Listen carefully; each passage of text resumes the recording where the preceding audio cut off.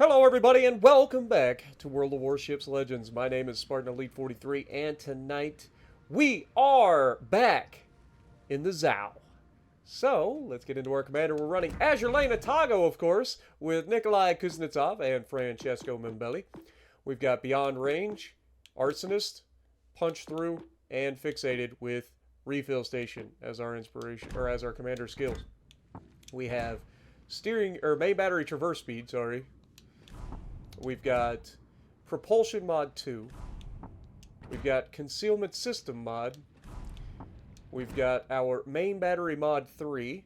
Epic. So for every 30,000 damage, we get a faster reload.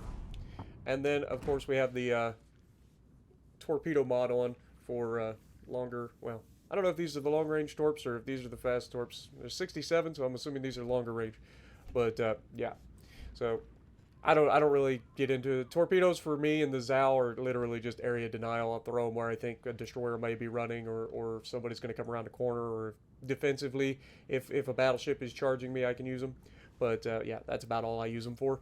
Most of the time it's going to be all about the guns. So with all of that being said, let's get to the gameplay. Alrighty, so we're going to be on the Atlantic, and we are in the Zao. Now, I get bullied a lot online. I say bullied, that's probably the wrong term, but I get... A lot of folks say a lot of things. And one of the things that I hear all the time is, Spartan, you only ever play a few ships. Why don't you play more ships? I got videos on everything. I got thousands of videos and hundreds of different ships. Like, what do you want from me? But no, I understand where they're coming from, but you got to understand my point of view too, and that is that most people come to my channel because they want to see battleship content, right? Battleships are what people want to watch. Most of the people, or at least the people that come to my channel, generally want to see battleships.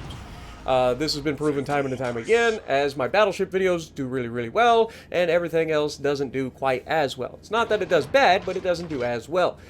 It's just that cruiser play like this, like the Zao, for instance, just is not fun to watch, right? Like, I try to be entertaining, I try to do things, and the Zao exists for one purpose, and that purpose is to burn them all. That's it. That's its whole purpose in life. That is the only reason it exists. It is just a fire-spamming nonsense, all right? It's tanky, it's not the most agile, but it's a big ship, it's got a lot of guns, and the shells are pretty easy to aim. And that combination with the fact that this thing has a stupid fire chance because I'm running Azure Lane Atago. I think it's like 25%. So you got a 25% fire chance. You end up with a situation where you have somewhere in the neighborhood of, I don't know, a gajillion DPM because of it. Because not only are you going to be doing damage with fires, but Japanese HE pins, and it's a heavy cruiser. So you got a heavy cruiser HE that's pinning and reloading relatively quickly with a large volume of fire that is very accurate. And yeah, you could see how things can go horrifically wrong. Now, I want you guys to pay attention to this Venezia later in the match. Early on, it's whatever. We take a shot at the Venezia, just kind of getting his attention. I think I irritated this man with this first shot because he's going to go out of his way to target me later on. It's hilarious. But meanwhile, I counter-rotated because everybody on my team was running from this flank except these battleships. So I'm like, okay, well, let me go over here to the battleship side and see if I can't, you know, do some work. Now, right out the gate, we get a double fire on the Yamato, which didn't even look like I hit him with 2 shells, so I don't know how that worked. Plus, we hit his bow, so again, I don't know how you get 2 fires by hitting the bow of a ship. But whatever. I don't make the rules. I just burn them all. It doesn't matter. And that's the beauty of these types of ships. You don't really have to think. You just load up the HE, you spit fire at everything, like your M&M, and then the next thing you know, you've got a 200k game on your hands, right? Or more. Like, people can easily put up 200k. Because battleship captains are real bad with damage control management. Like, they just are. And this thing is going to set fires. Like, literally every time it hits something, usually. Now, obviously, we hit the Yamato over here on the right side and didn't get a fire, but, you know, everybody else is not going to be so lucky, and he's not going to be all that lucky forever. Now, we, again, hit... After I say we're going to get a fire on everything, we don't get a fire on back-to-back salvos. Shocker. But don't worry, it's fine. The fires will come. 3 salvos in a row. Alright, I've got the worst RNG on the planet, folks. 3 salvos in a row out of a Zao and I don't get a fire? This is cheating. There are cheaters afoot. Clearly. Either that or I'm just very okay, well, that was a bad shot. Okay, that's on me. I, again, thought the Yamato was coming forward. He's like piddle-farting around. He goes bow in and then just stops. Don't worry, we'll get it all sorted. Also, our Gross Curse is already dead. Turns out, if you just sail straight in to the enemy, turn full broadside in a ship that's 1,000 feet long, you lose all your hit points. 115,000 hit points it's possible to have in the Gross Curse. 115,000. It's the most hit points of any ship in the game. How are they always the first ones dead? It's because they all do the same thing. They all charge forward with a horrific, it's the opposite of that, horrific rudder shift and a horrific concealment. They charge forward, go full broadside, and just sit there and die. That's why Gross Curse dies so quickly in every match. It's because they're easy damage and everybody knows it. Everybody. Everybody's like, hey, he's going to go broadside. He's going to sit there, and I'm going to farm him for at least 50k. The other guys are going to farm him for at least 50k. And he won't be around much longer. And that's just case in point. But you can see I do double back here. I'm trying to put myself between my battleships and the destroyer. We know there's a Shima running around. We knew he was here from the get-go because we were spotted when we shouldn't have been. So we knew there was a destroyer here. Unfortunately, destroyer is landing some torpedoes on my battleships, but we do have the perfect counter to the destroyer. He's on the left flank in the Gdansk, and he's going to head back this direction, and he's actually going to do his job. I know, crazy concept, but you can see as we're just out here just burning everything. There's no other way to commentate these games. It is literally HE, fire, shoot at everything, wait for their damage con, shoot them again, burn them to the ground. And that's exactly what we do.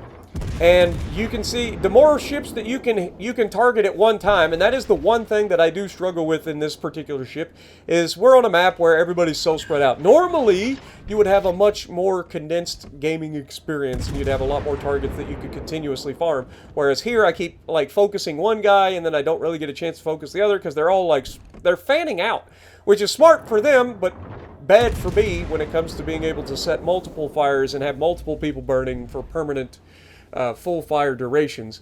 But, I mean, at the end of the day, I am Thanos, right? I am inevitable. The Zhao ain't going nowhere. You might think, look at the Shima. You can see the Shima is trying so hard. Like, he's trying to stay away from me. My Gdansk rushes in, radars him, gets him out, or gets a lot of damage on him on his way through. Unfortunately, I don't have a shot. Because I have to be keeping in mind the fact that I got two Yamatos over here. Now, Zhao is fantastic. It's got 30 mil of plating everywhere, right? 30 mil is great for 16 inches, 17 inches, and below. 18 inches and above, not so much. And I know you're thinking, well, Spartan, what do you mean 18 inches and above? Well, technically, Yamato has 18.1 inch guns. So, again, anything 18 inches and above overmatches 30 mil. And we get a nice little double fire there at the end, too, just to seal that dude's fate. That guy would have been burning for 4 fires at the last possible second before he died. But anyway, the whole purpose of this ship, and don't get me wrong, it can absolutely tank, but when you're up against two Yamatos on your flank, you've got to be at least a little bit passive, right? And you can see I'm trying to keep myself in position, but also not be the person that everybody's interested in shooting. Okay? This is an art form for a lot of cruiser players. Like, being able to manage your aggression so that you're not out of position, but also being able to not be the one person that everybody shoots at. It's an art form. It really is. And if done correctly, you are the bane of everybody's existence, because you will hurt everybody. Specifically, the Zhao, when it's in this situation, will hurt everybody. There's nothing that they can really do. You can't angle against it. Not really. I mean, the HE is going to pin everything. The Schlieffen is thinking about coming around the corner. Unfortunately, I just used my torpedoes to try to, like, counter the enemy Shima in case he tried to, once again, push out that right flank towards the friendly battleships. But I, again, end up in a kiting position because I have to pay attention that there's a crossfire set up right now, and I'm in it. And it's not my crossfire, right? Like, when we talk about setting up crossfires, you got to be careful when you put yourself in one, too. And paying attention to the minimap is critical. As you can see, I'm already trying to angle. I'm trying to get underneath the shells. You can see Venezia's taking shots at me. That was the SAP that just came in and smacked me a little bit ago. And then we just dodged an SAP salvo. Yamato's trying to get behind the island. We're going to go ahead and get some more shots out on him.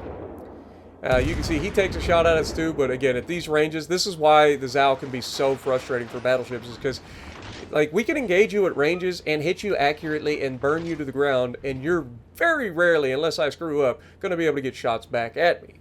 Now, speaking of which, we know that there's a gross Kurfürst over here, so we got to be careful, but it's not the gross Kurfürst that's the problem right now. It's the enemy Venezia. And you can see my flank over here, I don't know what they're doing. I came over because we had to like put some distance between us and the YOLOing Yamatos. But yeah, as we push over this direction, you can see these guys have just kind of sat here this whole time.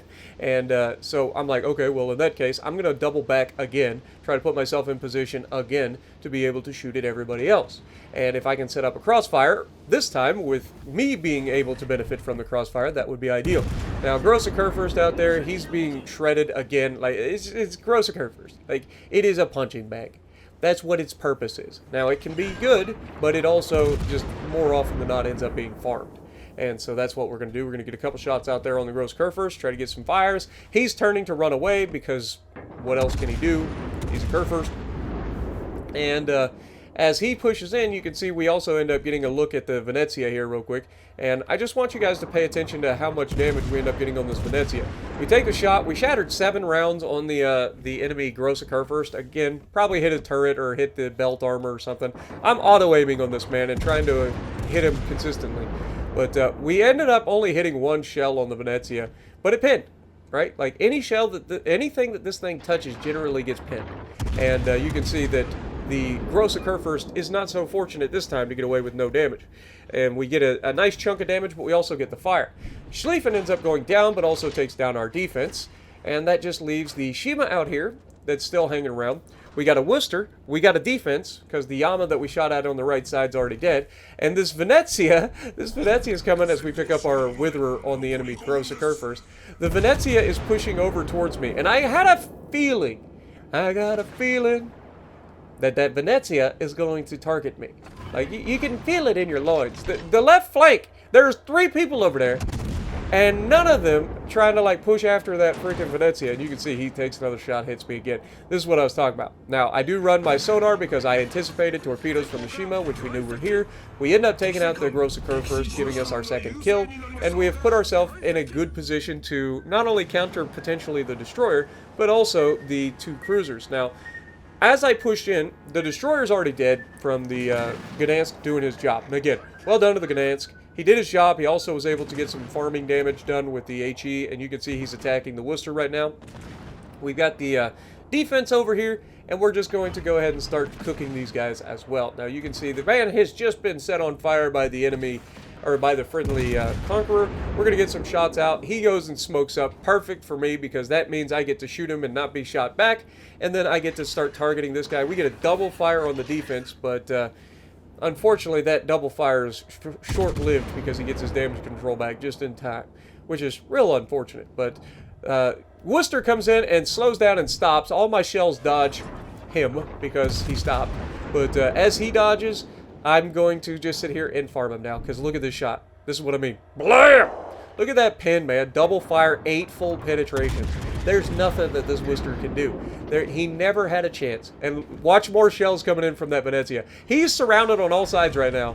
He's being targeted by a battleship at close range. And instead of shooting the battleship or trying to help get rid of them, he's targeting me out of all the people.